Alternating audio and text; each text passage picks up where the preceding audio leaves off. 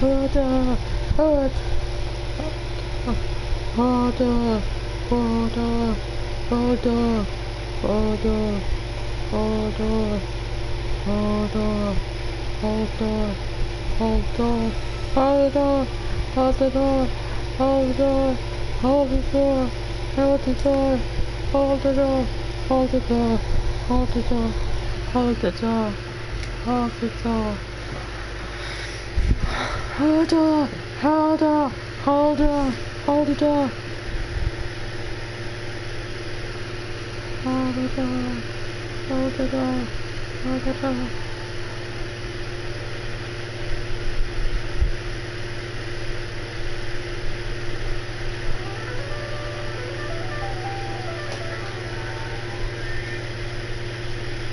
Game of Thrones Season 6, Episode 5 is out, and it is huge, so let's begin.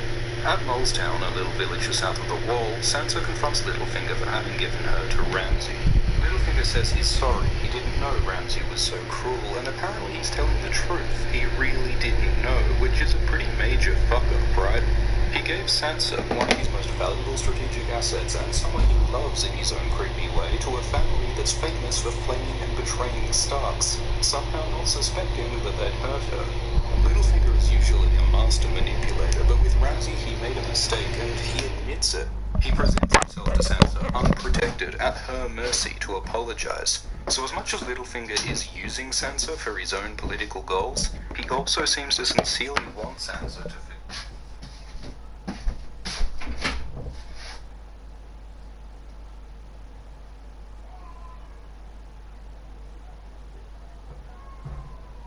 forgive him. He's a complicated character. Like, this meeting happens at Molestown, right? Which is interesting because Molestown has the brothel where the men of the Night's Watch come. But it's still one of the seven young season 4 of it.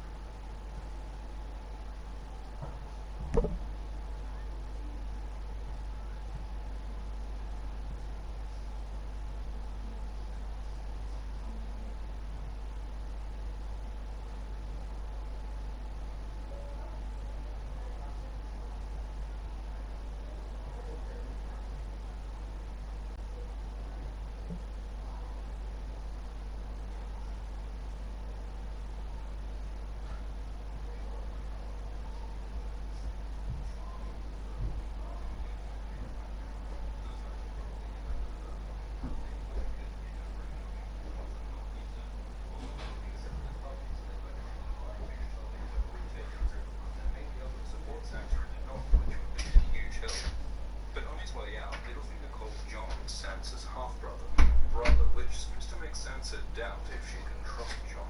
In Braavos, Arya trains with the wife because he Then Jaqen turns up and tells Arya the story of how the Faceless Men began. This was hundreds of years ago in Valyria, the empire of the original Dragon Lords, who ruled most of the known world, mined for gold. Mountains called the 14 Flames, and that the mines were so hot and the work so hard that slaves would pray for an end to their pain. So the first Faceless Man was someone who killed the slaves who suffered the most. Arya said to them as well. Some fans believe this means that the Faceless Men caused the doom of Valyria, the massive fiery catastrophe that suddenly destroyed the Empire 200 years ago. If it's true that the Faceless Men were behind the downfall of the original Dragon Lords, they might not be a big fan of Daenerys, this new Valyrian queen conquering cities with her dragons. Maybe the Faceless Men will try to kill Daenerys. Arya's told to kill an actress, so she goes to see a play. The play is a retelling of recent events in King's Landing, the death of King Robert, the downfall of Ned, the marriage of Sansa to Tyrion. It's cool to see how the public perception of what happened is so wrong. Like, Ned's portrayed as an idiot who wanted the throne when he was actually the opposite. Tyrion plots with, then betrays Ned when that was actually Littlefinger. Cersei tries to follow the rules when she actually broke them. Joffrey's a noble prince instead of a nasty little shit, and he's kind to Sansa when he actually threatened and beat her. And Tyrion wants to marry and sleep with Sansa when in truth he wanted neither. But the real drama of this scene is that Arya has to relive the horrors that happened to her family. She's forced to watch her father's execution for the second time. Maybe the Faceless Men are testing her here by confronting her with memories of her family, because to become no one, she'd have to let go of the people she loves. Afterwards, Arya spies on Lady Crane, the woman she's meant to murder, and she seems nice. So back at the house, Arya talks as though she doesn't want to kill Crane. Jaqen says she's not meant to care if she's nice, she's not meant to ask questions, she's meant to blindly serve the many-faced god, the god of death. So again, Arya's being tested. Will she give up her sense of justice and murder an innocent woman? Jaqen says she's on her last chance, it's make or break time, and hints from the books and shows suggest she's gonna leave the Faceless Men, and it's gonna be bloody. Then beyond the wall, Bran has a vision of the children of the forest came to Westeros and started a war with the children who had been there long before. Eventually the children and the first men made peace in an agreement called the Pact, but this scene seems to suggest that sometime before the Pact, the children created White Walkers as a weapon for their war against the humans.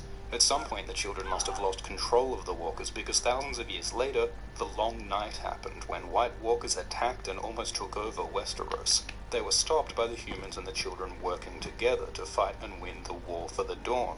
After the war, the wall was built to keep the Walkers out, though they didn't make the Walkers pay for the wall. This was all thousands and thousands of years before the story of the series begins, so the history is pretty hazy here, but we do finally know what Walkers are.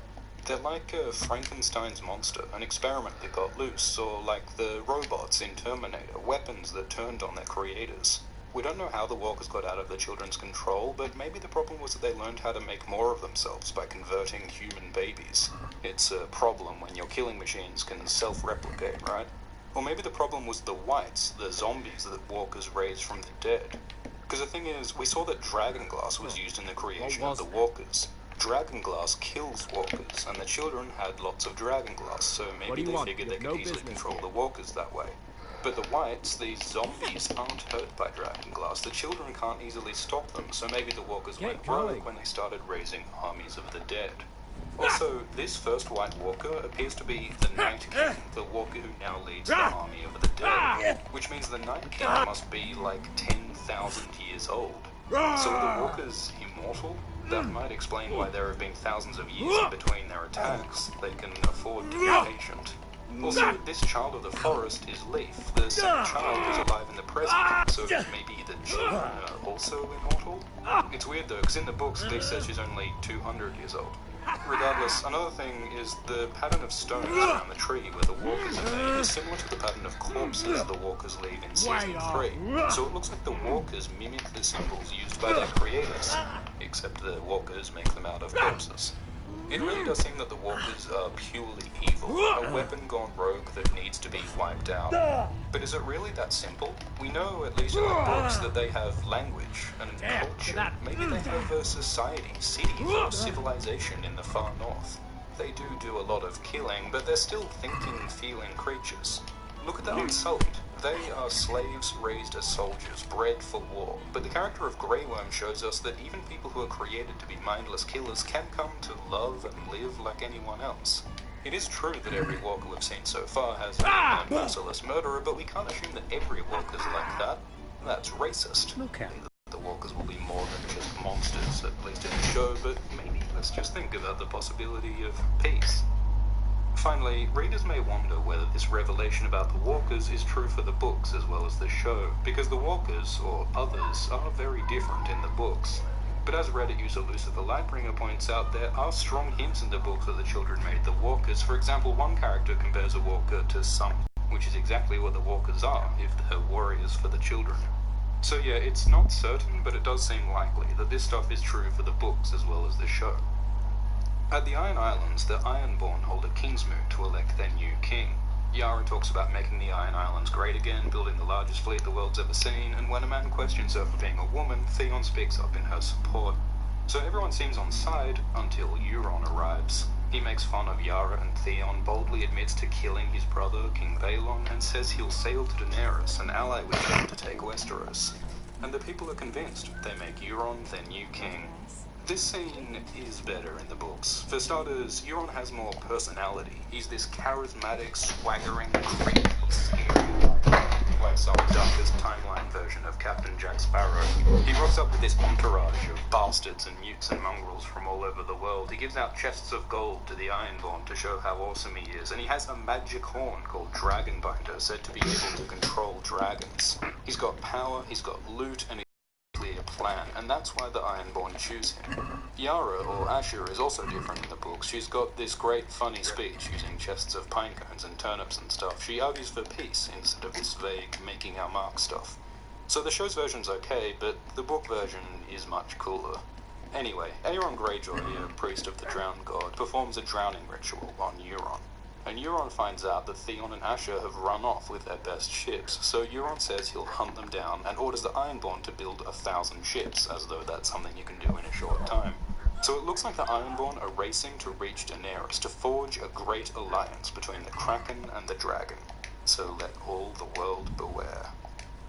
In Vaes Dothrak, Daenerys and Jorah have a tearful reunion.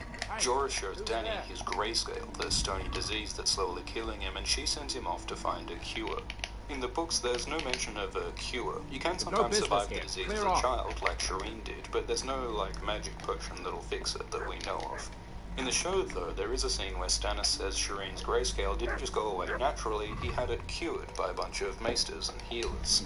So maybe Jorah can do something like that.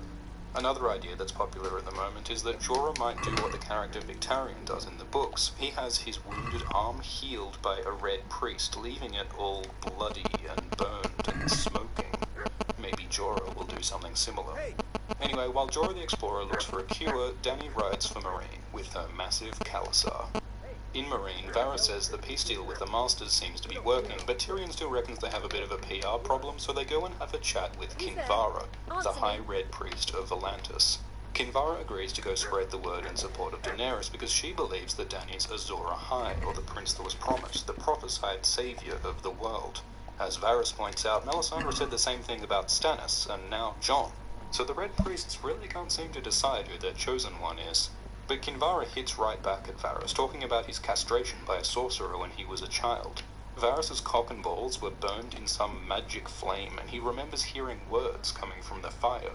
Kinvara claims to know what those words were and who they were spoken by, and Varys, perhaps understandably, is really shaken.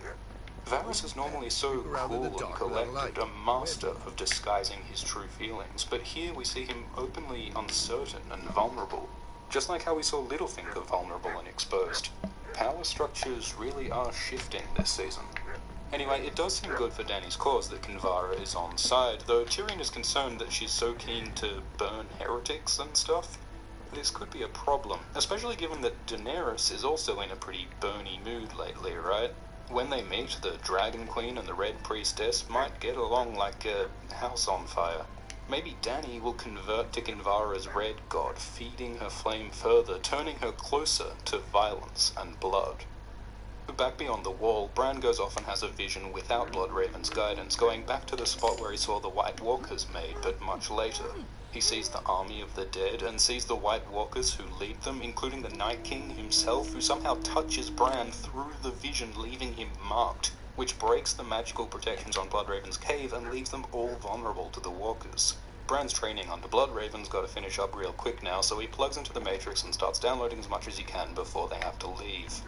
Back at Castle Black, Jon and Sansa and Co strategize, trying to work out which northern houses might support them.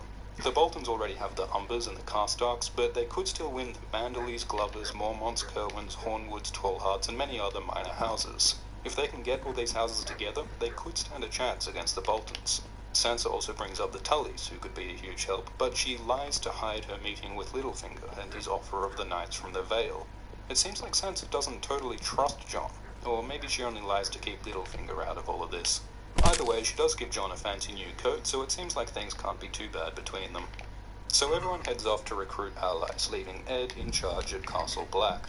Jon jokes about the wall falling, which is some seriously scary foreshadowing. Then back beyond the wall, Mira and Hodor get packing while Bran and Bloodraven keep green dreaming, but knock knock, the Walkers are here. The children try to defend the cave with fire grenades, but the Walkers and Whites get in. Mira kills a Walker, Summer is killed by Whites, Bloodraven's killed by the Night King, Leaf sacrifices herself, and Hodor has a psychic walking time travel seizure vision of his own future death from the past while he sacrifices himself, saving Bran and Mira by holding the door. And holy fuck if that's not the biggest and bloodiest 10 minutes in Game of Thrones since the Red Wedding. Let's process this. So, Mira kills that White Walker with a spear with a head made of dragon glass, making her the third person known to kill a White Walker, along with Sam and Jon. The death of Summer is so sad. With Lady Greywind and Shaggy Dog all dead, Ghost is the last known surviving direwolf. Though there is also Nymeria, who Arya let loose in the Riverlands in Season 1. There are strong hints in the books that she's still out there, leading a giant wolf pack, so we may see her again. But that's just 2 of the original 6 Stark direwolves left. The death of Bloodraven is huge, because he's one of the oldest, most powerful and knowledgeable and mysterious characters in the series, yet we never really found out his secrets before he died. In the books we know he's a 100-year-old Targaryen bastard and brother of the Watch, but beyond that, we really know nothing. Who is he? How did he come to be a psychic tree? What does he know? What are his goals? What exactly was his plan for Bran? And what's his history with the Walkers? The way the Night King looked at him, it looks like they got years-old beef. Leaf, it is poetic that she was killed by the monsters she created, but was she the last of her species? As far as we know, the children in that cave were the last of the children of the forest. And finally, Hodor. Poor, sweet, innocent Hodor. We learn that Hodor is the way that he is because in a vision of the past, Bran walked into young Willis, reached through his mind such that his present self would hold the door to save Bran and Mira from Whites. This is so tragic and fucked up on so many levels. Willis was a happy, healthy kid who had his mind and his whole life taken away from him. Every word he said for the rest of his life was a premonition of his death, yet everyone around him just thought it was funny. And did he have a choice in this? Did he know all his life the way he'd die and bravely continued on anyway? Or is he a handicapped man being taken advantage of, used for reasons he didn't understand? To make things worse, since Hodor was killed by Whites, he'll probably be raised as a zombie himself, forced to serve even after his death. And this is all Bran's fault. He messed up having that vision on his own, and as a result, most of his friends are dead, and he destroyed the life of an innocent man, past, present, and future. Bran's learning the hard way that with great power comes great responsibility. He's gonna have a lot of guilt to deal with. And a lot of people are asking about the whole time travel thing, and it looks like this isn't like Back to the Future, where Marty creates alternate future timelines by changing the past. Bran didn't change anything, he just caused a past event which had already happened in his timeline. Hodor already was Hodor, Bran just went back and made it happen. It is time travel, but it's a closed loop, yeah? It's all like Bloodraven says, the past is written, the ink is dry. So it's not like Bran can, go back to the past and stop the Walkers from ever being made or stop Ned from ever dying. The past is written. What Bran and Mira really need to worry about now is the future. Because where are they going to go? What are they going to do? They're stuck in the middle of nowhere, the Whites and Walkers are right behind them, they've got no Hodor to carry Bran, no Summer to protect them, no Bloodraven to guide them. They're going to need to be rescued, and their savior will probably be this mysterious figure from the trailer, who might be Jon's long-lost uncle, Benjen, who's been missing beyond the wall for like 5 seasons. It could also be Cold Hands, a mysterious friendly zombie from the books, or maybe even some combination of the two. We'll see what happens. Whoever rescues them, Bran and Mira will probably head for the wall, but if they do, will the Night King's mark on Bran be a problem? The wall and Bloodraven's cave both seem to be protected by the same kind of magic, the magic of the Children of the Forest. What if the moment Bran steps through the wall, the whole thing comes crashing down and the Walkers walk right through? Poor Ed can't catch a break. So that was a hell of an episode. We're now halfway through the season, and with war in the north, Arya against the Faceless Men, Red Priests in Marine, pirates sailing east, and every possible fucking crazy thing happening north of the Wall, not to mention King's Landing and Old Town and Dawn, it's only going to get more intense. So thank you for watching. These videos do take a lot of work to make, so if you'd like to support the channel and get behind the scenes updates, stuff like Harder, harder, harder.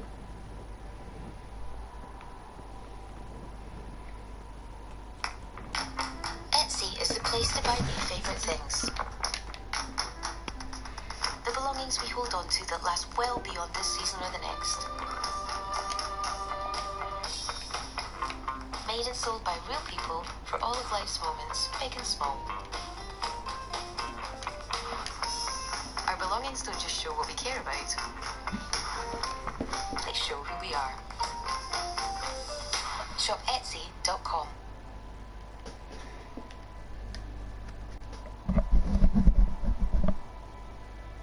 Clearing can be a busy and stressful time. Maybe you're worried about your exam results, or you're no longer sure about your first choice. Game of Thrones Season 6, Episode 6 is out. Let's have a look. Beyond the wall, Mira desperately tries to outrun the Whites, dragging Bran along behind her. You got to admire her loyalty. Instead of dumping Bran and saving herself, she continues to risk her life to protect him. She must really believe what the Raven claims, that Bran is important for the war to come against the White Walkers. Anyway, while Mira does all the work, Bran is tripping balls, having visions of the future and past. He sees winter and weirwoods and ravens, which are associated with Greensight, the magic of his visions. He sees Daenerys and her dragons, including one shot of a dragon flying over King's Landing. He sees Whites and White Walkers and the Night King and the Night King's creation by the Children of the Forest. He sees that one time a White Walker took a baby to the far north and the Night King seemed to convert it into a walker. He sees the fall that crippled him and the deaths of his parents and his brother. He sees what's inside the Tower of Joy, though we'll have to wait till episode 10 to see more. And he sees Aerys Targaryen, the father of Daenerys and Viserys and Rhaegar. Aerys ruled as the king of Westeros before Robert, but he was mad and cruel. He loved to burn people alive. In fact, one of the people he burned was Rickard Stark, the father of Ned Stark, who we saw last episode. Rickard's death was one of the events that led houses Arryn Stark and Tully to rally behind Robert Baratheon and rebel against Aerys. The climax of this war was when Robert Baratheon killed Aerys' heir, Prince Rhaegar, at the Battle of the Trident. But Aerys himself didn't die until the later sack of King's Landing, when Tywin Lannister marched on the capital. During this battle, Aerys was killed by his own Kingsguard, a young Jaime Lannister. He murdered the king he was sworn to protect, then he sat on the Iron Throne, waiting to see who would come to claim the kingdom. We learn in Season 3, in that amazing bath scene, that the reason why Jaime killed Aerys is that Aerys had secretly placed caches of wildfire all over King's Landing. Wildfire is that explosive green stuff Tyrion used to blow up Stannis' fleet. So Jaime learned that Aerys was planning to burn down King's Landing, and he saved the city by killing Aerys. But the thing is, those caches of wildfire are still down there, a powder keg right under the capital, just waiting for a spark. And in Bran's vision, he foresees them exploding. Some readers believe that Cersei will try to light the wildfire, and that Jaime will have to kill her to stop her, fulfilling the Valancourt prophecy. But this shot of what's probably Dany's dragon Drogon over the city suggests that it might be dragon fire that sets off the wildfire. However it happens, by the time Dany takes the capital, there might not be much of a city left to rule. After all these visions, Bran unplugs from the Matrix and finds that the Whites are right behind him. It looks like they're gonna die, but then they're saved by a strange figure wearing black. No, let me stay. Down in the Reach, Sam and Gilly head for Horn Hill, Sam's family home, and this is amazing for Gilly. All she's ever known before is Craster's Keep and Castle Black, such bleak, cold places, so the South is a whole new world for her. Sam is very nervous. He's bringing his girlfriend home to meet his parents, and while his mother and sister are lovely, his father is an abusive asshole who threatened to kill him for not being manly enough. Also, he has to lie about Gilly's son and say it's his when it's actually Craster's, and he has to hide the fact that Gilly is a wildling, so this homecoming is a stressful one for Sam. In King's Landing, Tommen talks with the High Sparrow, and Tommen is surprisingly cool with the idea of his wife Marjorie being paraded naked through the city. The Sparrow lets Tommen see Marjorie, and Marge appears to have given in to the High Sparrow's brainwashing. She says she once lied to make herself seem sweet and kind, but now she's found her faith. She says the gods have a plan for us all. Has Marge really suddenly become a good little Christian? In episode 4, she seemed not at all convinced by the Sparrow. But she did see her beloved brother Loras suffering, so maybe Marjorie realized that she needed a change in strategy. Maybe she figures if she plays along with the Sparrows, she could get in a position to strike. Back at Horn Hill, Gilly and Sam have an awkward dinner with Sam's family. Sam mentions Gilly is a good hunter, and Randall disapproves. He's got strong ideas about what women should and shouldn't do. In the books, he Brienne and calls her a freak of nature and a curse upon her father for wanting to fight and be a knight. Randall finds out Gilly is a wildling, so he calls her a Sam. So Sam says farewell to Gilly, but then impulsively changes his mind and decides to take Gilly and young Sam with him. And on his his way out, he takes Heartsbane, Randall's priceless Valyrian steel greatsword, which seems like a really bad idea. Heartsbane is the Freudian pride of Randall's house. There is no doubt Randall will come after it. And what's Sam even planning to do with it? Valyrian steel can apparently kill White Walkers, but Sam's not going back to the Wall until he studied at the Citadel for a while.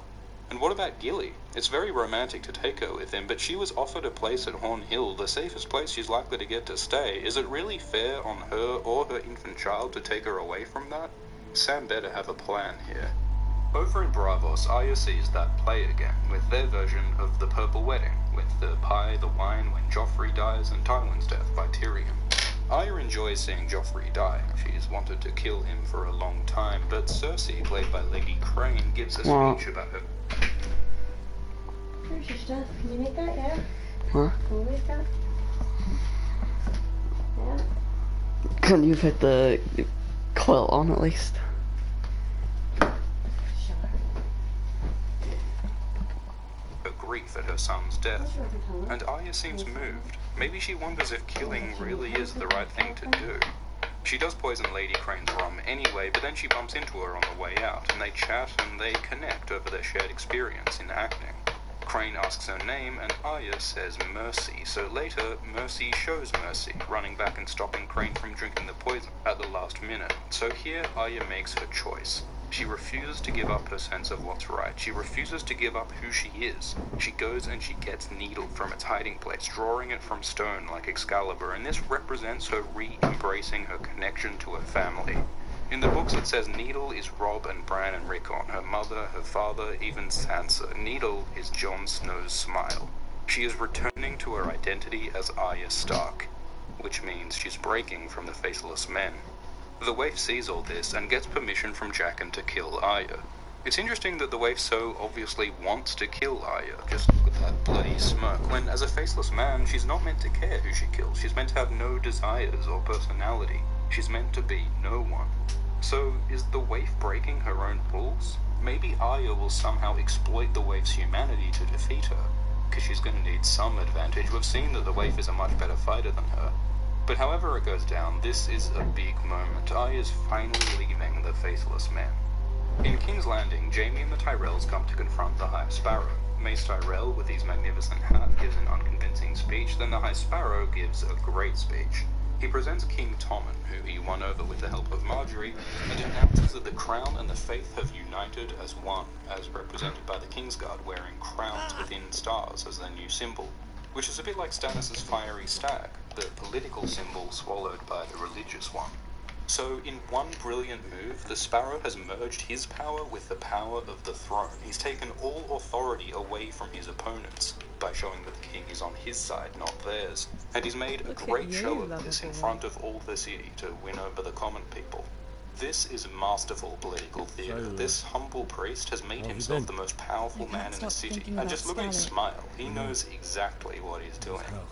Afterwards, Tommen removes Jaime from the Kingsguard, which is a big deal. The Kingsguard is meant to be a lifelong position. Jaime is just the second person ever to be kicked out after Barristan. The guard has been Jaime's life since he was 15, so he'll really have to re-examine who he is and what he's doing with himself.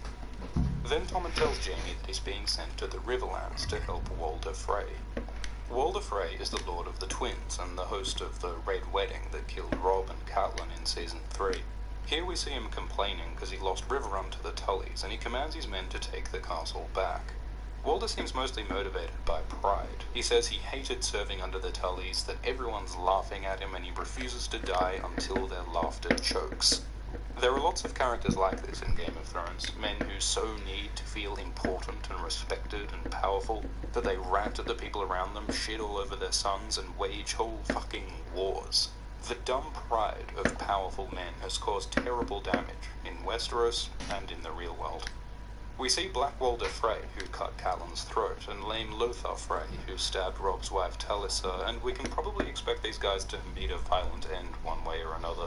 We also see Edmure. Edmure is Catelyn's brother and the head of House Tully. The Red Wedding was his wedding, and he's been imprisoned by the Freys ever since. So the Freys want Riverrun, which is currently held by Brynden Blackfish, apparently with the support of the Mallisters and the Blackwoods and the Brotherhood Without Banners.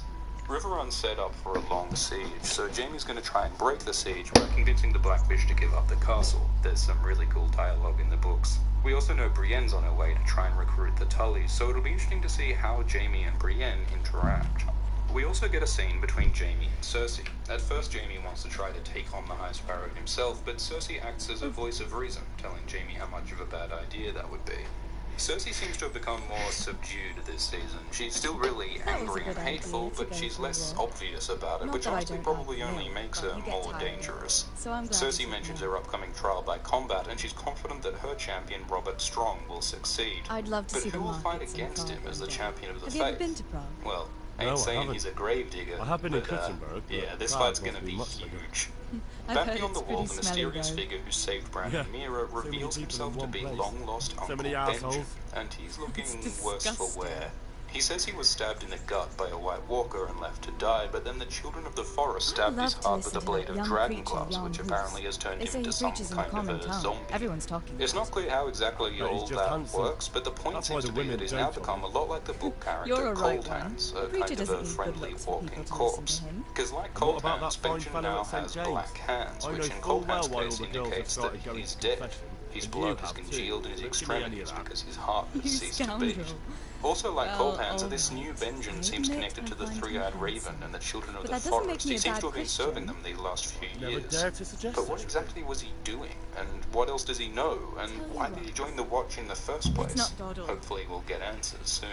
Anyway, Benjen says Bran Last has one now, is a in some slimy sense, slug. become the Three-Eyed Raven. He's like an avatar of the old gods, with all the powers and the knowledge of the Greenseers within him. We still don't quite know what that means or how it'll work, but we do know that he has great power, and that he'll have to learn to use it fast if he's to stand against the Walkers. On the way to Meereen, Daenerys chats with Daria. Apparently Dany needs 1,000 ships to carry her army to Westeros, and, well, who do we know who has 1,000 ships? Build me 1,000 ships. Daria also says that Dany's not a ruler, she's a conqueror, and he's totally right. Dany isn't much good at sitting on a throne and being a politician and making difficult decisions. What she's great at is sacking cities, leading armies, riding dragons, burning shit, and as if to illustrate the point, she flies in on Drogon, who is fucking huge now, and makes a speech from Dragonback about how she'll take over Westeros with her Dothraki behind her. Which, you know, sounds nice in a was speech, fun. but we've seen what Dothraki conquest down here looks next to like. me, It's Hal. ugly. Homes are burned and pillaged. People are raped and killed. Is this the kind of conquest that Daenerys will lead? She's got 3 big dragons now. Will she use them to burn them all, just And what like her about you? father, the Mad King? I heard you're helping Sir We'll have to Radzig. wait and... So Radzig has me running a few errands. I have to say, he always treats me well, and I make a wage. So you've had your turn of luck. What's it like serving nobility?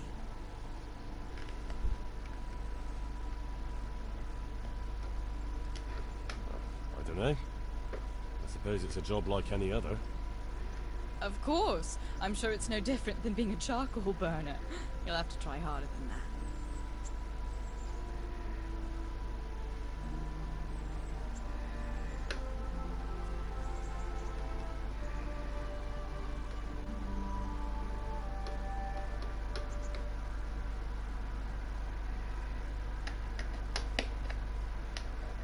Now then, Oh, Henry, what am I going to do with you? Wandering the land, turning innocent girls' heads.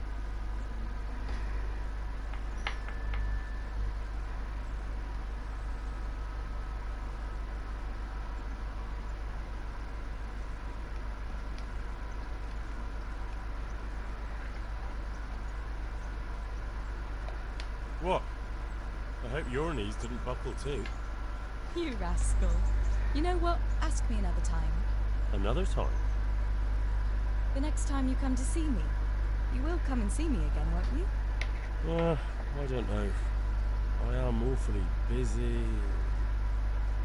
Well, if you do find the time, I'll be glad to see you. But now I have to go. Can I go with you? Just a little way. I don't want anyone to gossip.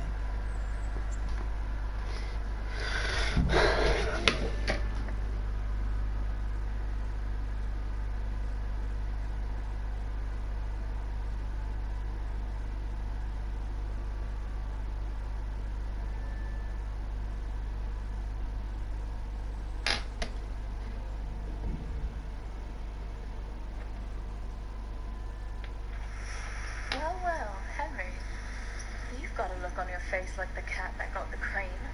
And when we seem...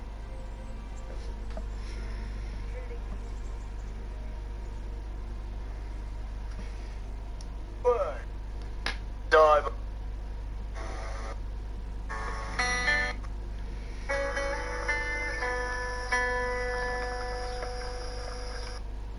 Scoundrel. And what about you? Lady killer. Make a girl to gossip. The only one here whose head is all messed up is me. How do you always manage to look so good? Just look at the lady killer. Where did you learn to talk that way?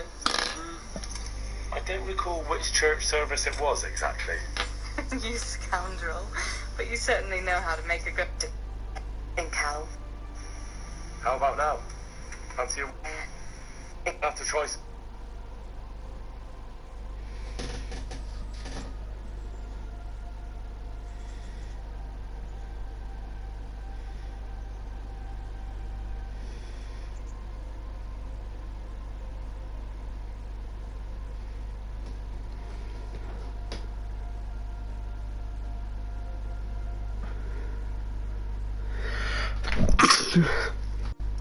Oh.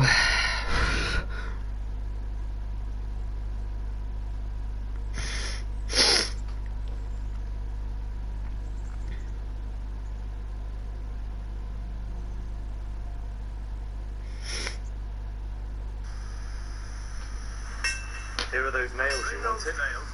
Thanks. So how's Bianca? My hero. Does it hurt? You should worry about the other fella. I'm fine. Ow! Of course you are. That's why you wince every time I touch. So.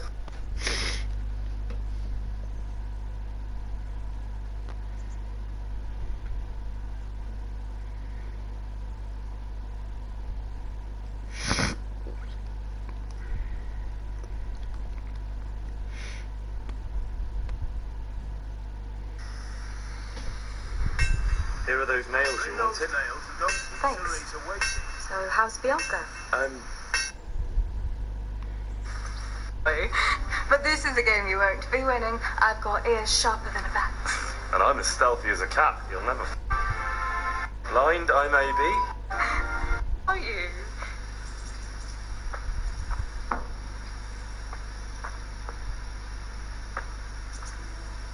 No! I left clothes out to dry. There, you see. I can hear better than a bat. Oh no! I left clothes out to dry. We have to bring them in before they get soaked.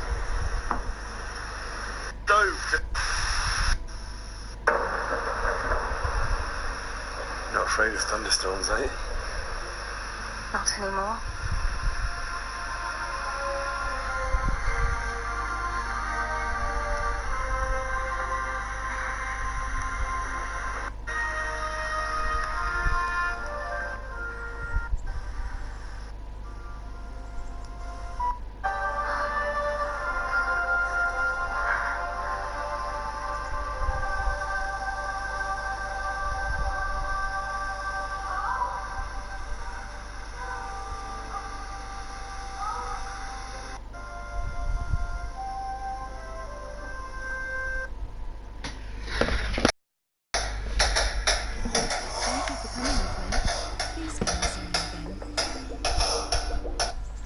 Kingdom Come Deliverance is quite possibly the best RPG that I've played since, well, I guess since the last RPG that I played. There's been a lot of great RPGs lately. Anyway, when I started playing Kingdom Come, I had zero intention of comparing it to Skyrim. Because let's be honest, I compare everything to Skyrim. I'm sick of it. But as I was playing through this game, it became very apparent that that was going to be impossible. Because this game is basically the anti-Skyrim. Literally everything that Skyrim is terrible at, Kingdom Come does amazingly. And everything that Skyrim is real good at, Kingdom Come does so badly. It's uncanny. But rather than focus on the good and the bad all in one video, I decided that today we would focus on only one of those. And if you know me, then you won't be surprised that the one I picked is, of course, the 5 things that Kingdom Come did better than Skyrim.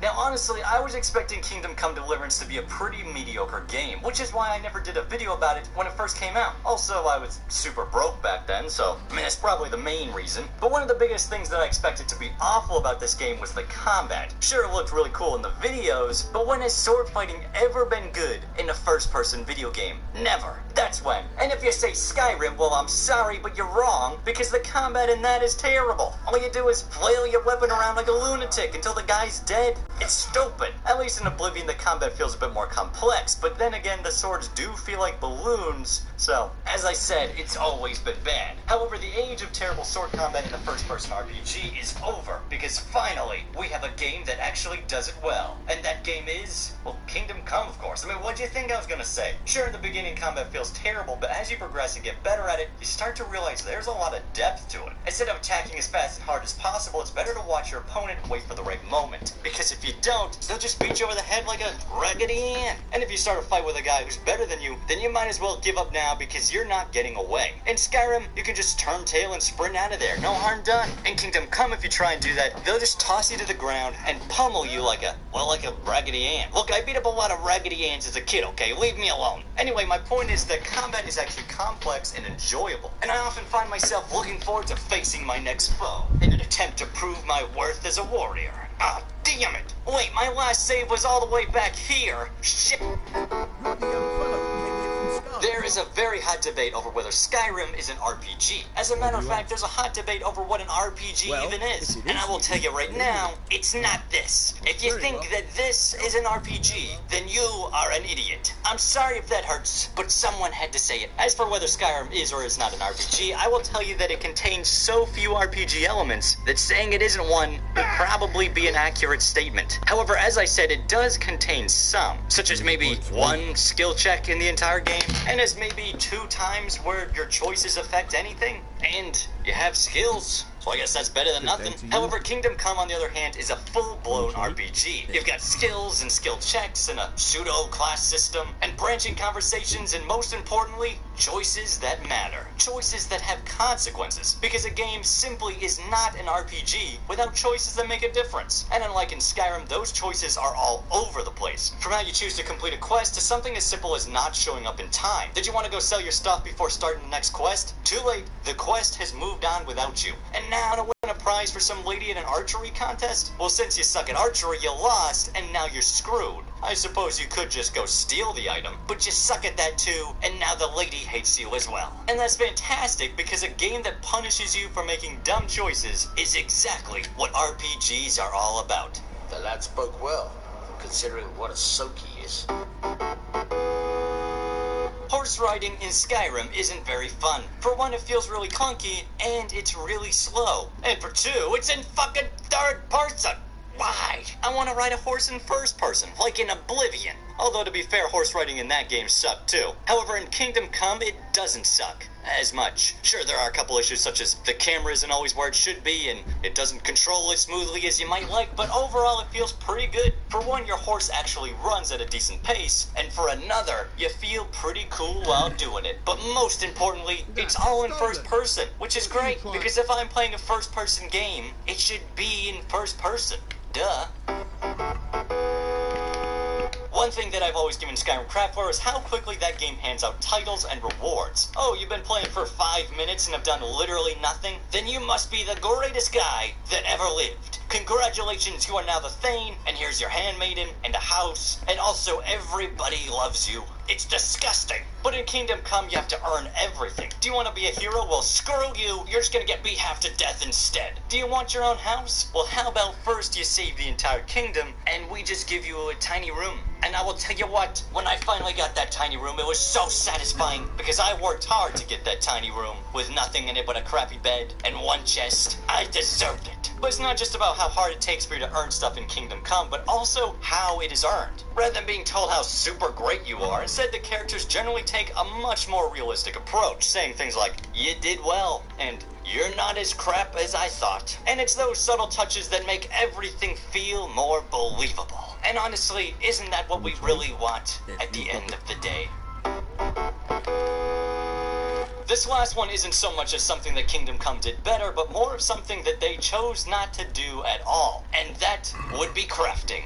God, do I hate crafting. If you like crafting, great, but personally the idea of spending my time to collect materials so I can then attempt to construct a slightly better weapon sounds really boring. Especially when the alternative could be me just spending just 5 seconds to buy something I like. And it's that alternative that Kingdom Come decided to go with. Sure, you are the son of a blacksmith, but why would you actually spend time making your own sword when you could just buy it? You know what I mean? However, even though Kingdom Come doesn't have crafting, it does have an equipment repair system where your stuff breaks down as it's being used. So if you didn't like that from Oblivion, then you're not gonna like this. Although honestly, I never really understood why people hated it so much. It really wasn't that obtrusive. Now crafting, that's obtrusive. Now if you think that because I've said all these things about how great Kingdom Come is, that means there are no downsides, then let me tell you, there are some downsides. However, I will have to save that for another day because this video is already long enough. And if you want to hear me complain about Skyrim some more, then feel free to check out my other videos. I will see you guys next week.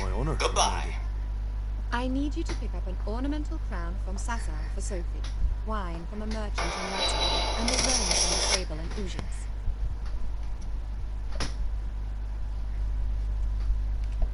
Who am I supposed to pick up the wine from? From Conrad Hagen in Ratai. He's the only person in the whole region who can supply genuinely good wine. And believe me, I know what I'm talking about. Here you go. That should be enough.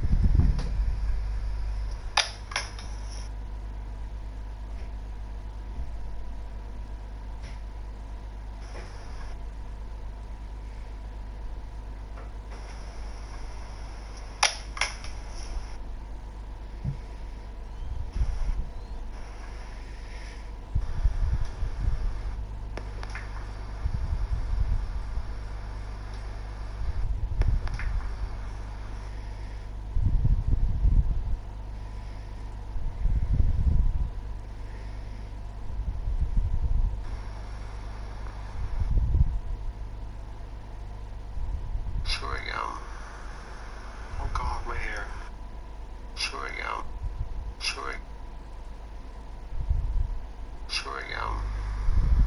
Oh god, my hair is really disgusting looking.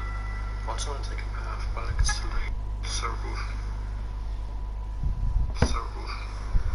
Our pool is working now. Oh, it's Jesus. Our pool is working now. But like, so it has like a radio thingy in it, but it's also not working yet. And it's hella loud, like really loud. So,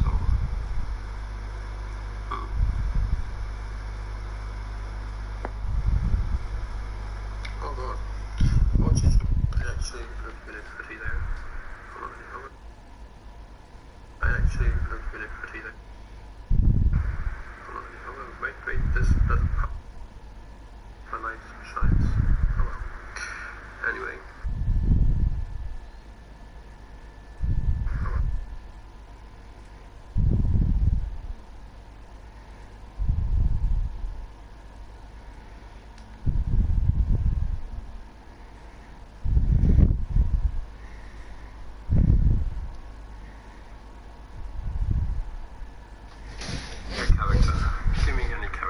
Let's see.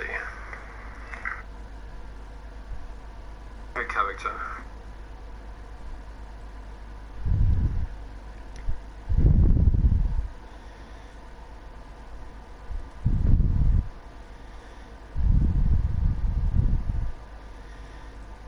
Right. Oh, and now you know my other kind of my mouth. I mean, that's just my teeth. In general, my mouth is just kind of there. Just looks when you talk. Just looks when you talk. Just looks when you talk. Just kind of there.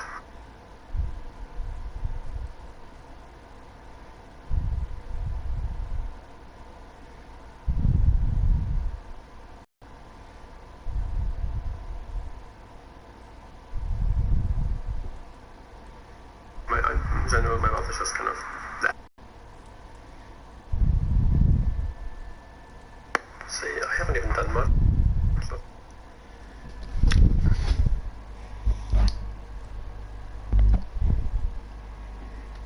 And the ornamental crown? I had the engravers in Sasau.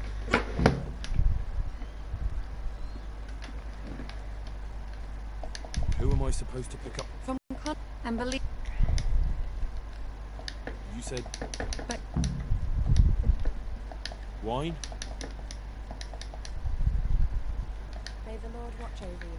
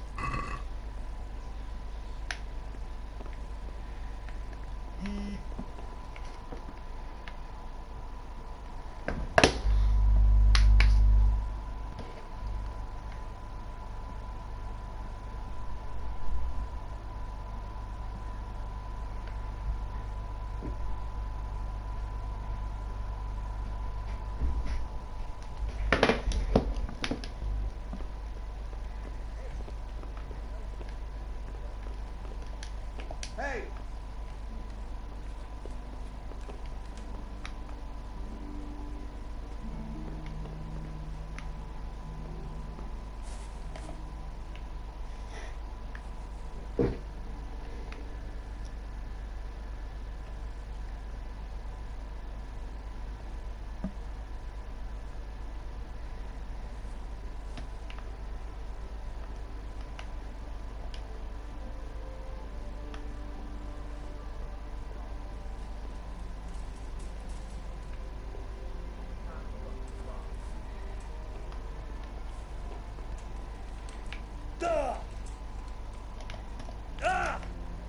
Surrender!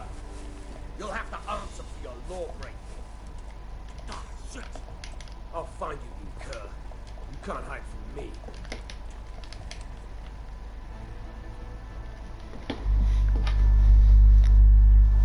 I warned you, you've no business here. Now you're for it.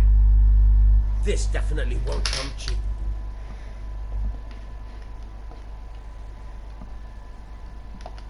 Oh, come on, my friend. You know I'm in the service of Sir Radzig Kobyla, don't you? Try your fairy tales with someone else. Oh well, what can I do? Here you are.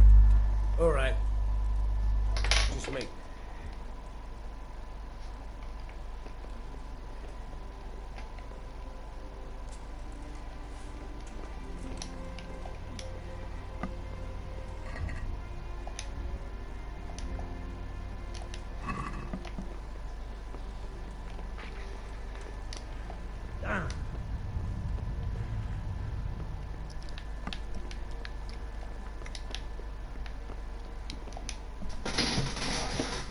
The Lord be praised. God be with you.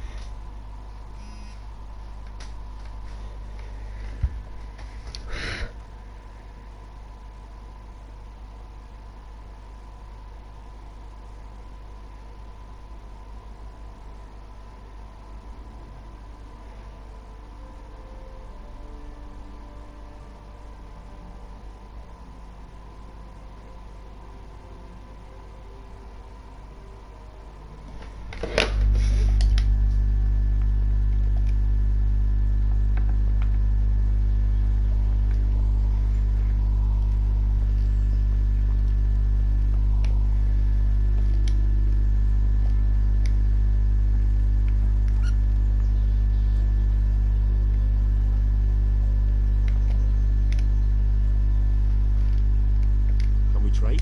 If you've got...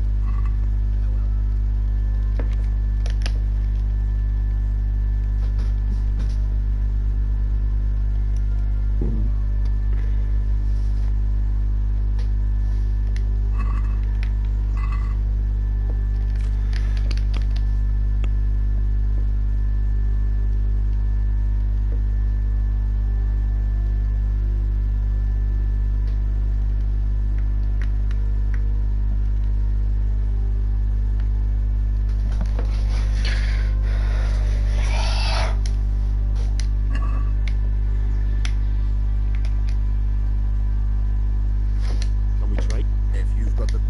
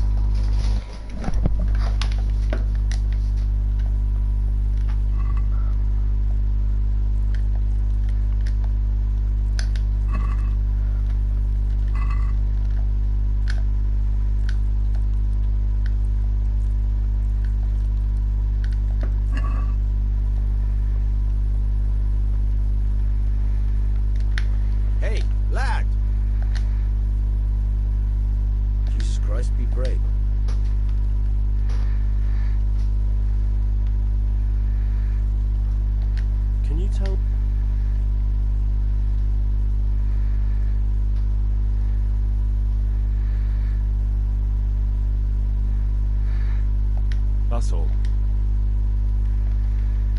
luck to you.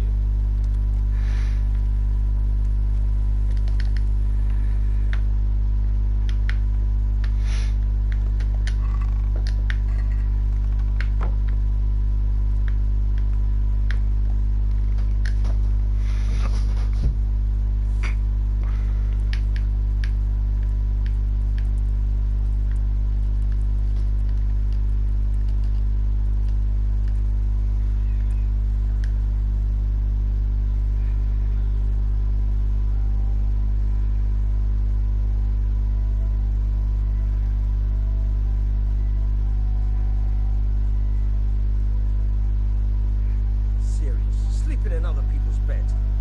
Get out or you'll be sorry. Get up! Take care now.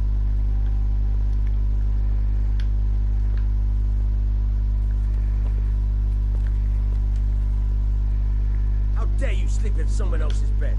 Get lost!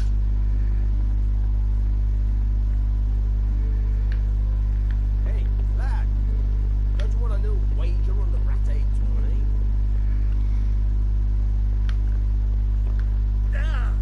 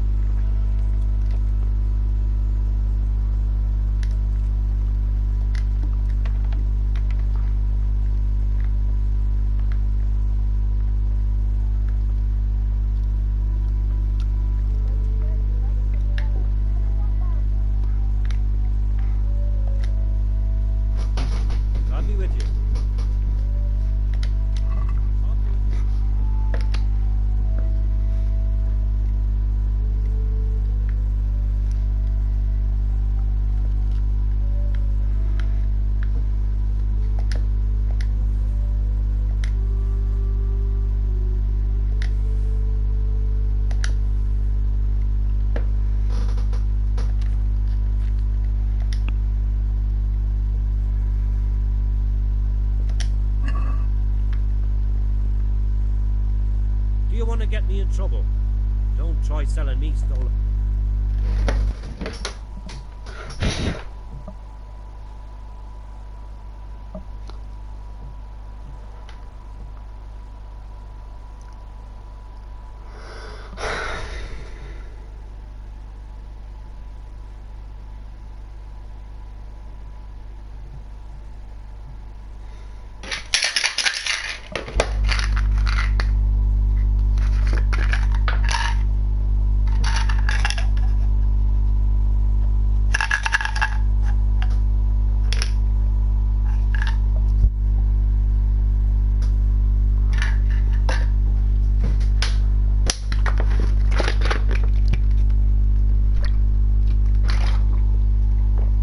Ugh.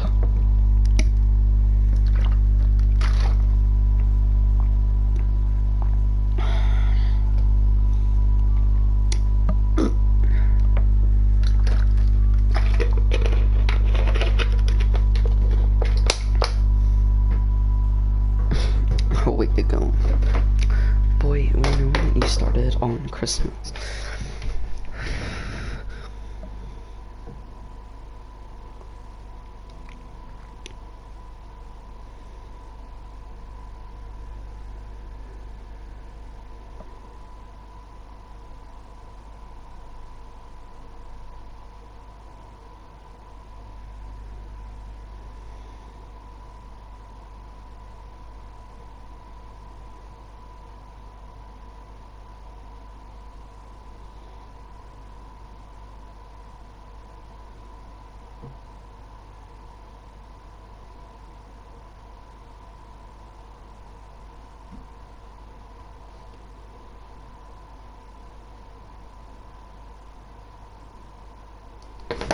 Oh my god.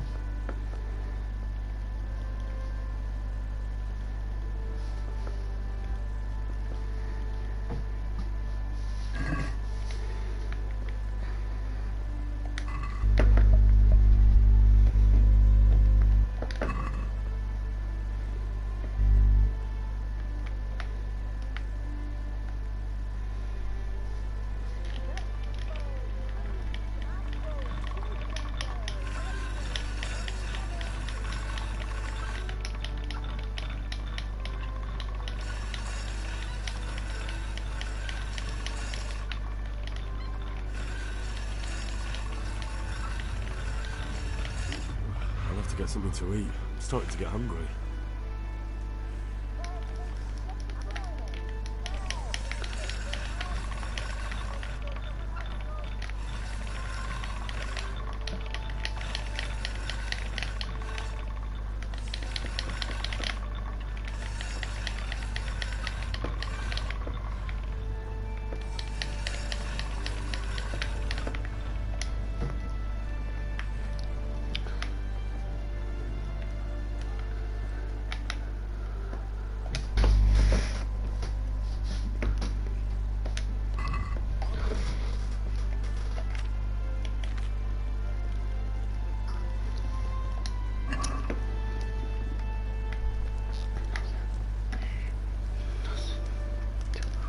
Imp? Jesus Christ.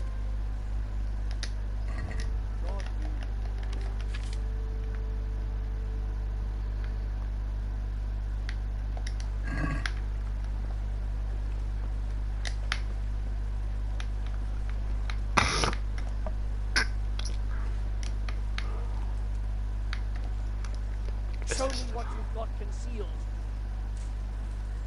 What part didn't you understand?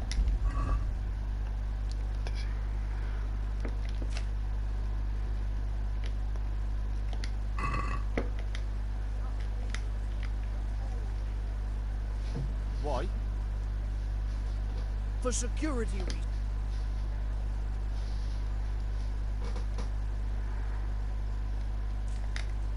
Suppose you could serve.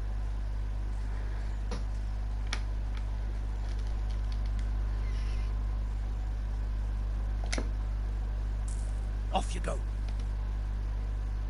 Don't you start. Oh well, I wouldn't mind a bite to eat, actually. Good day.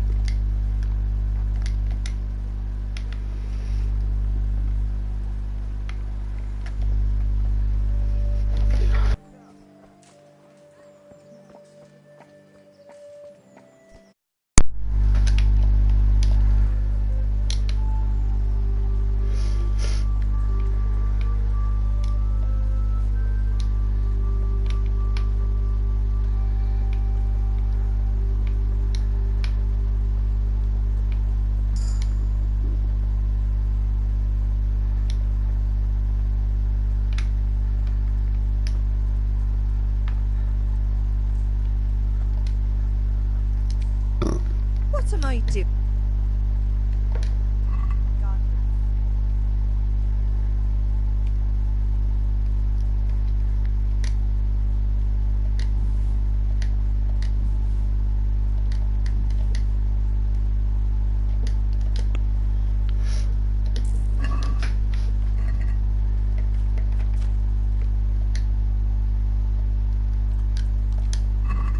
Here we are.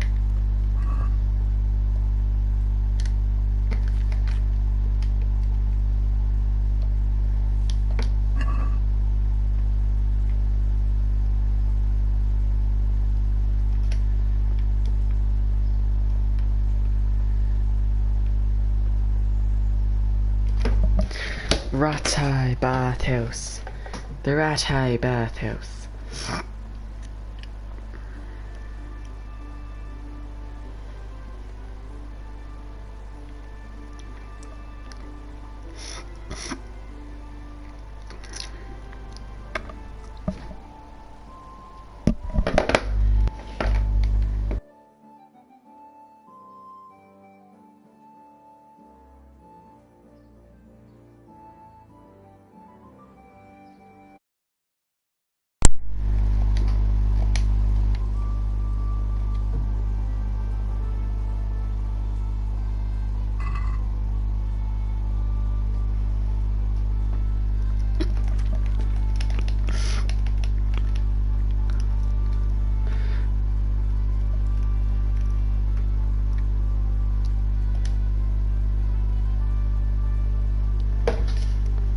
Izzy has stage 4 metastatic melanoma that has spread to her brain, liver, and skin. She may only have months to live and she's resisting treatment. She needs help.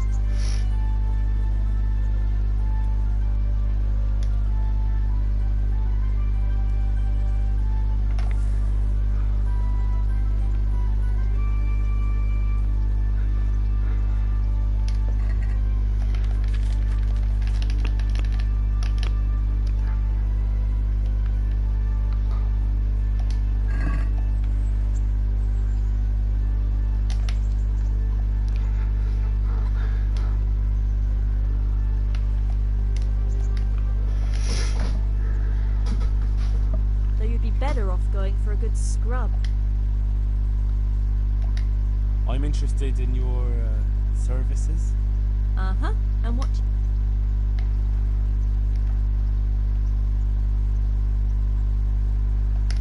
I'd like a private bath for 2. As you wish.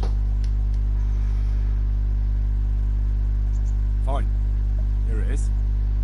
I'm sure you'll be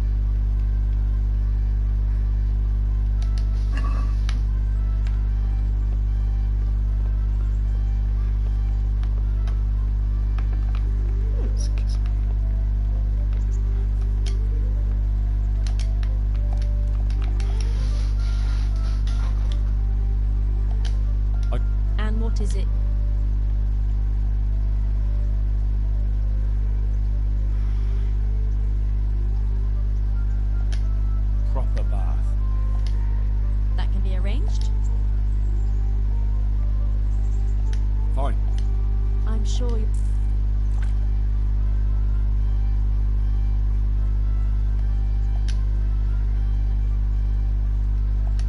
I'd like to make... Uh-huh.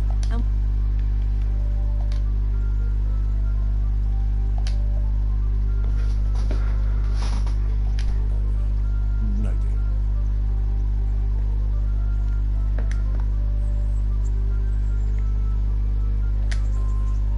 No deal.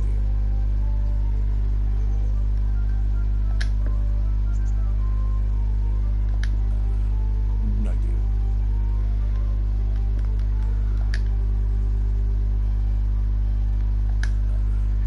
No deal. I'm interested. And what is it?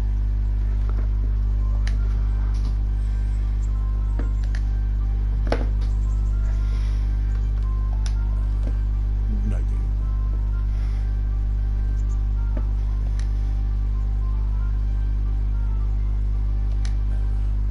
No deal.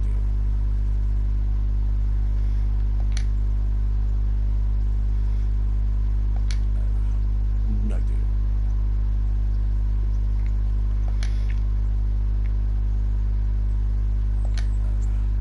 No deal.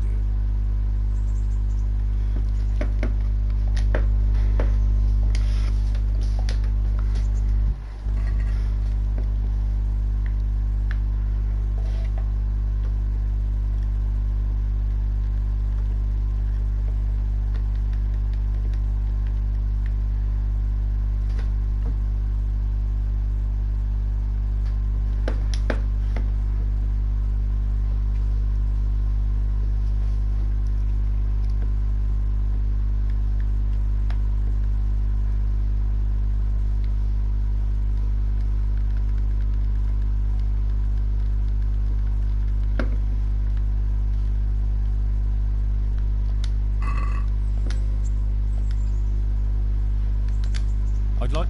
Uh-huh. Actually...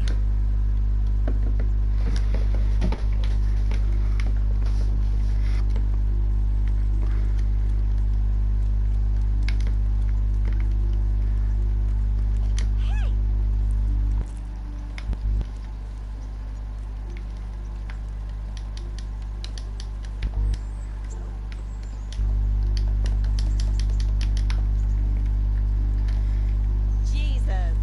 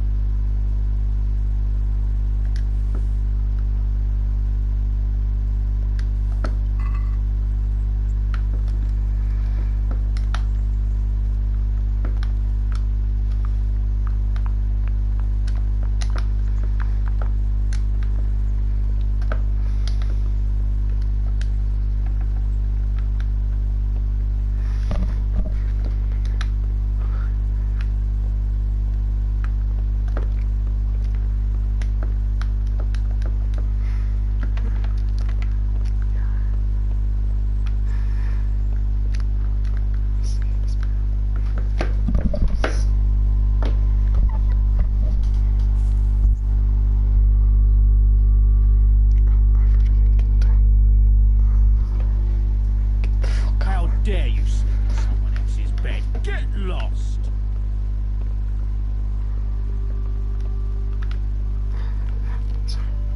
Hey, what the hell do you think you're doing?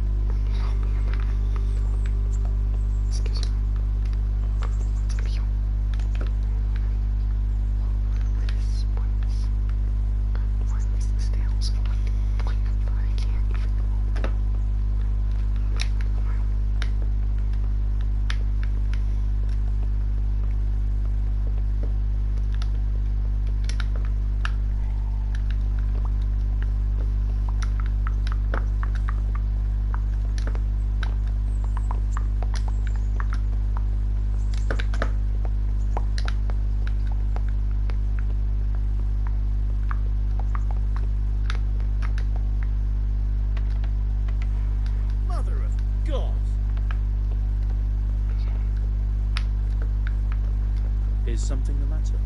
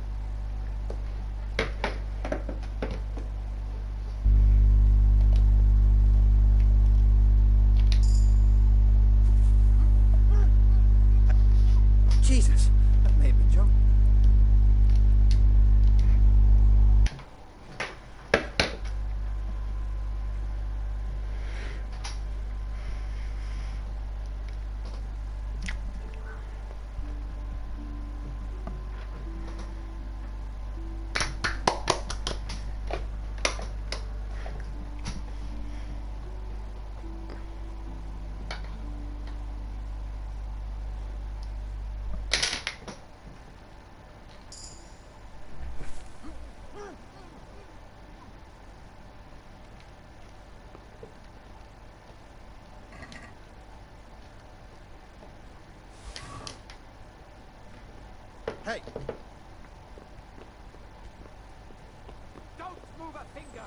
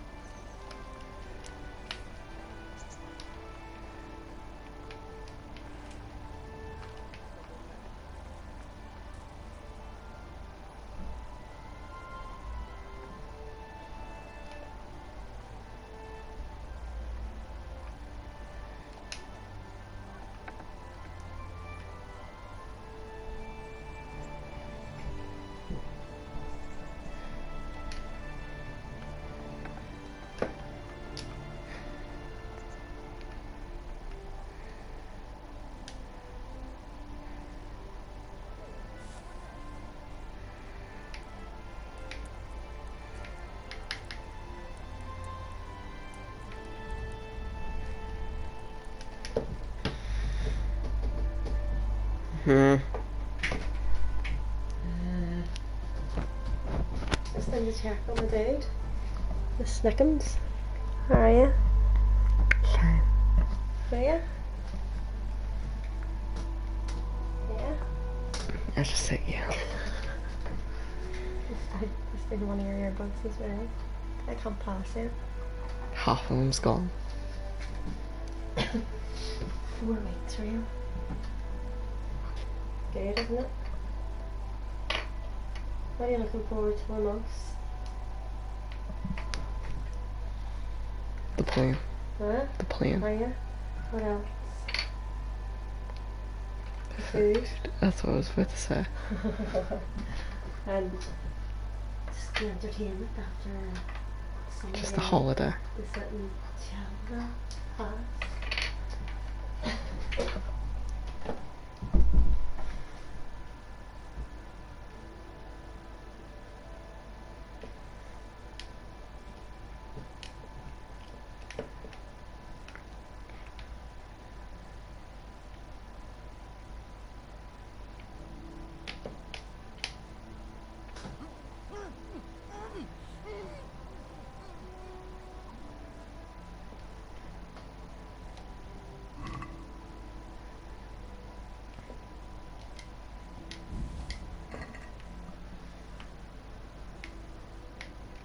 Jesus!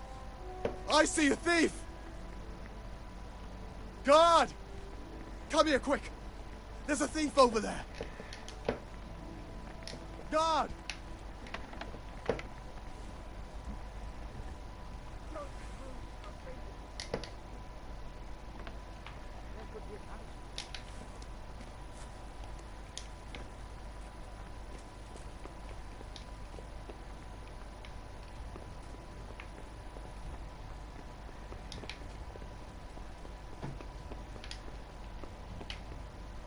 Mother of God!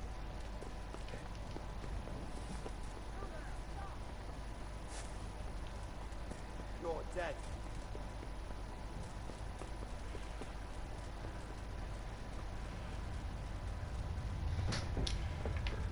Is that all you've got? Come on then. You all get up. You were seen stealing. You should have thought twice about what you're doing. That will land you a fat fine.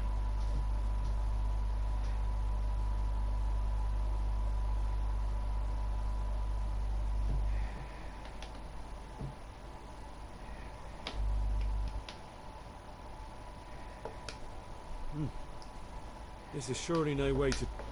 Sure.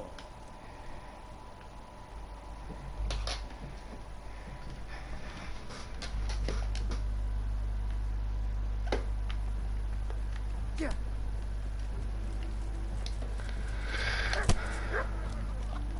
Take that. You call that combat?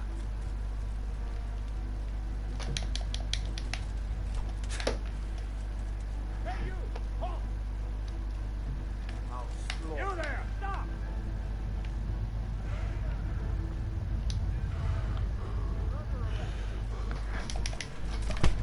You'll get what for.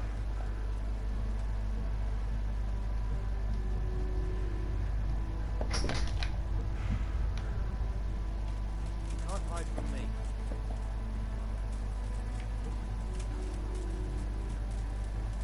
Is that all you've got?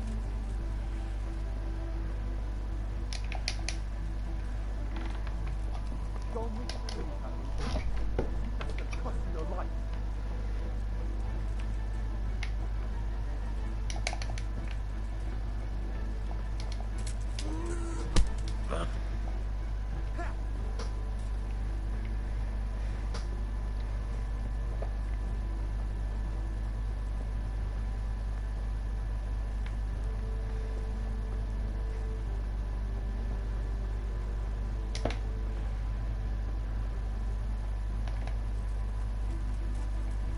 I'll slaughter you.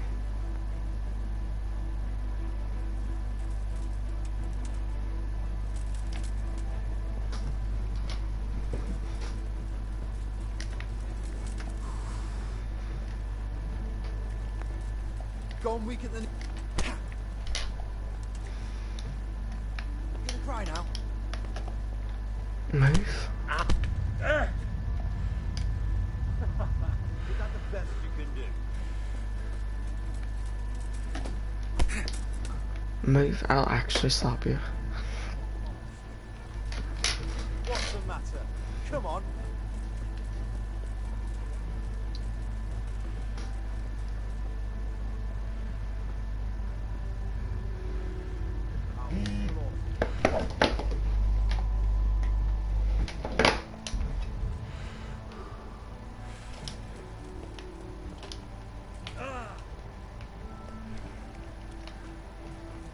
You'll get what for. Move. Go on, look at the knees, have you? You call that combat? I'm actually going mental here. Come here, lily liver.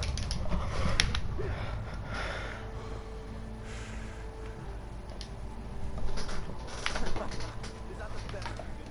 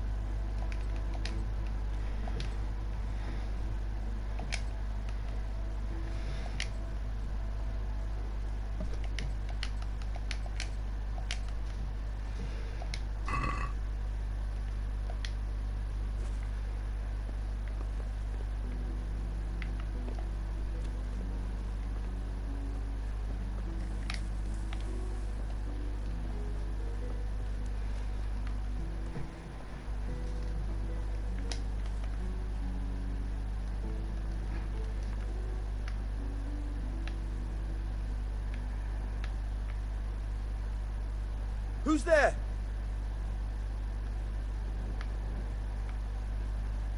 Hey!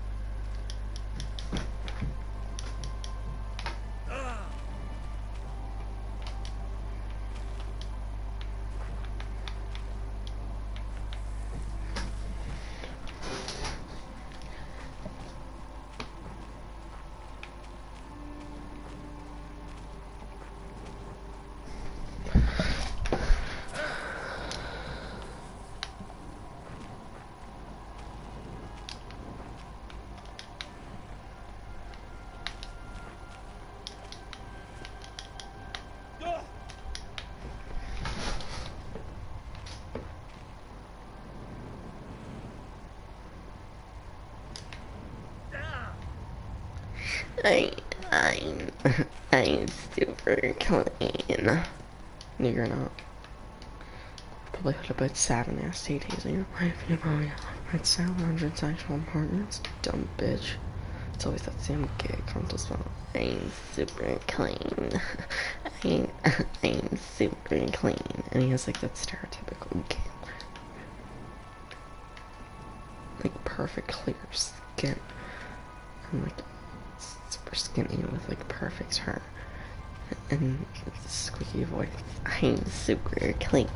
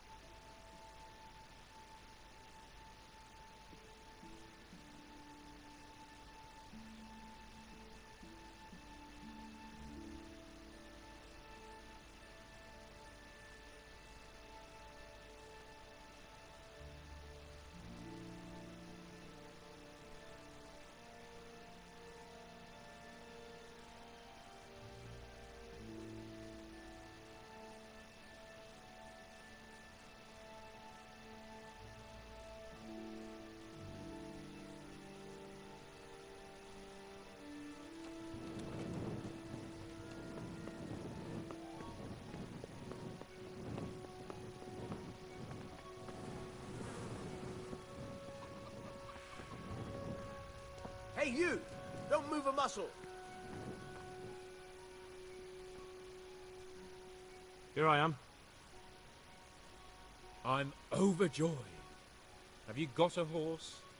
No, sir. Where would someone like me get a horse? Good point. Unless it was a cart horse, I suppose. Well, you'll just have to trot along behind me like a good dog.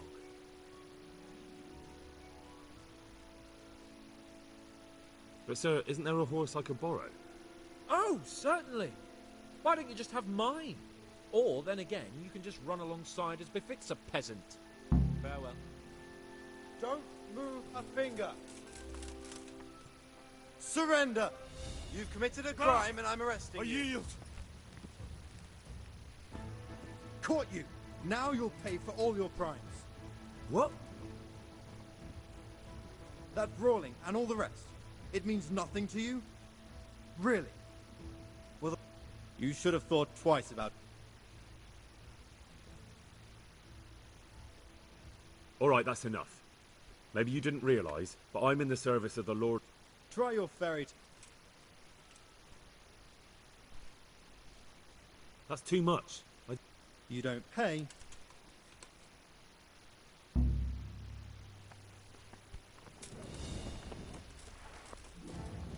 that all you've got? Stop right where you are.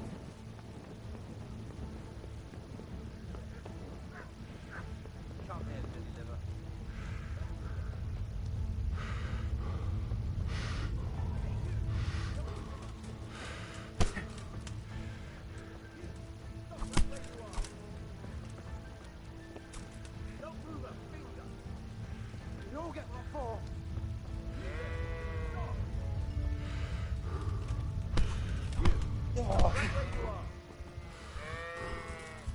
You there!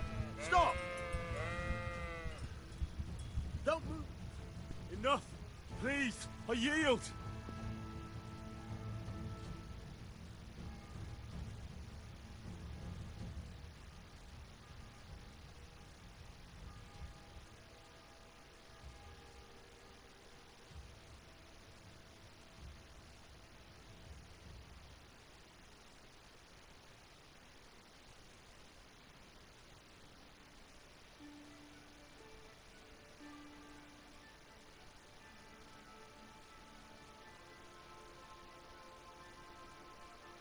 I wonder what Teresa's doing now. I could stop by and see her again. I enjoyed it last time.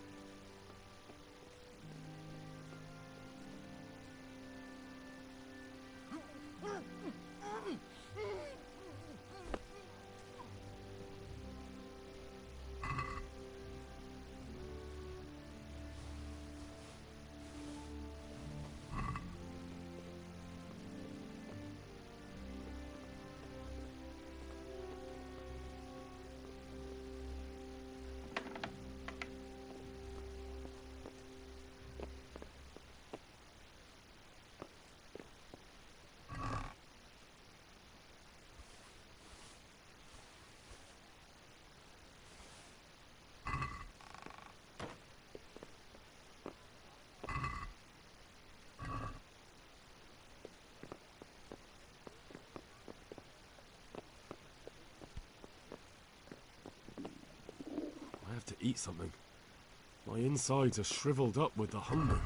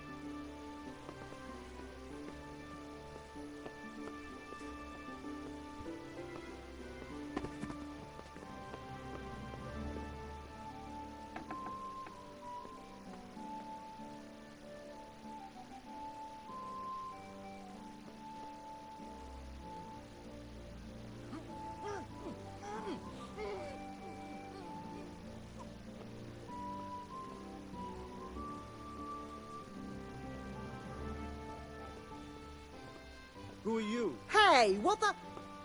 Clear off before I call a cat's pole.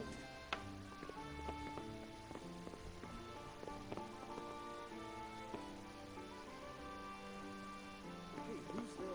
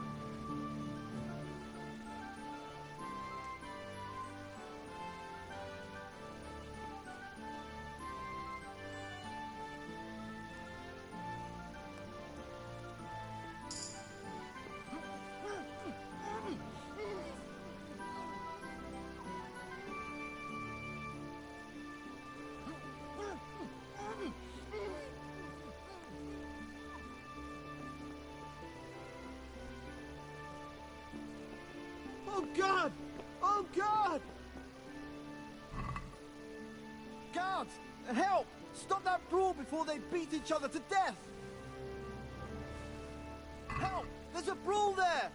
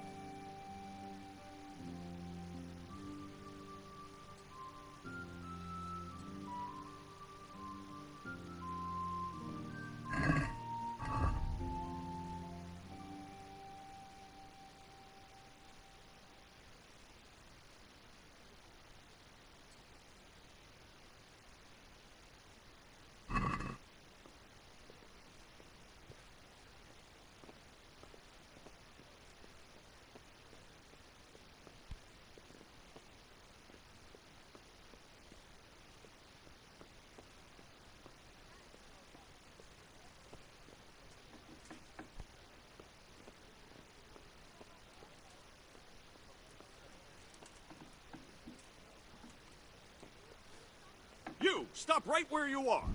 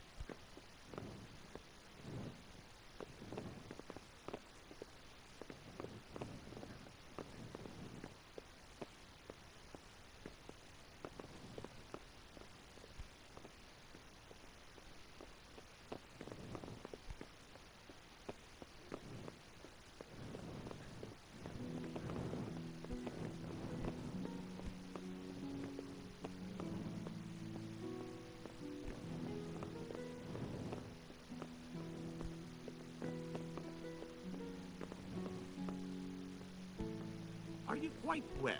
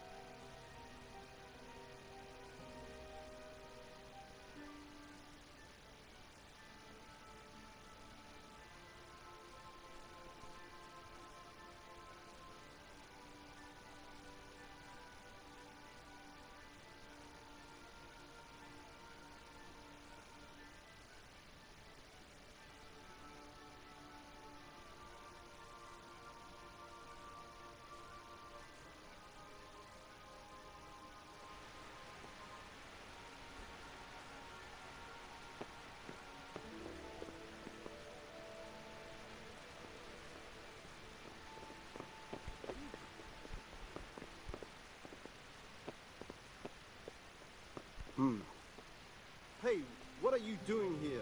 Clear off quick, or I'll throw you out. Who's there? Answer me.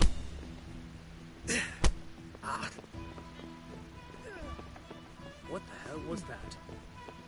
Hey! You'll get what for!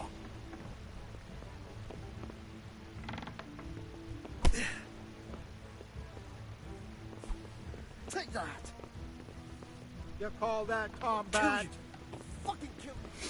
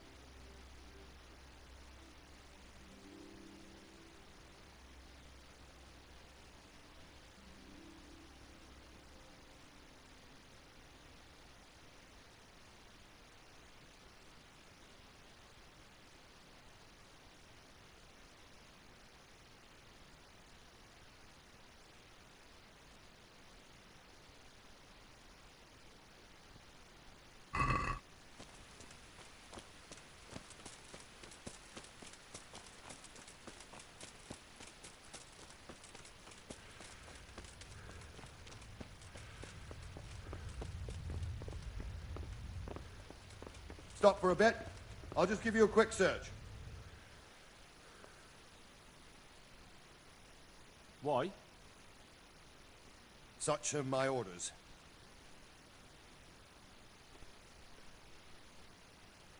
Whatever you're being paid, I'm sure I...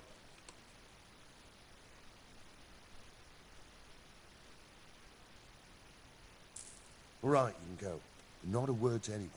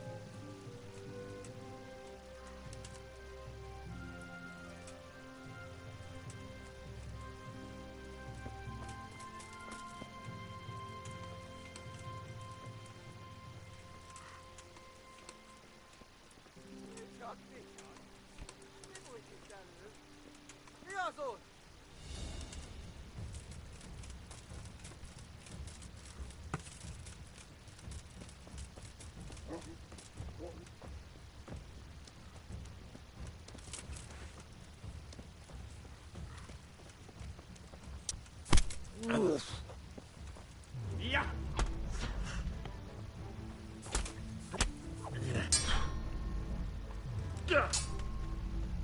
A teremtés itt! Hova?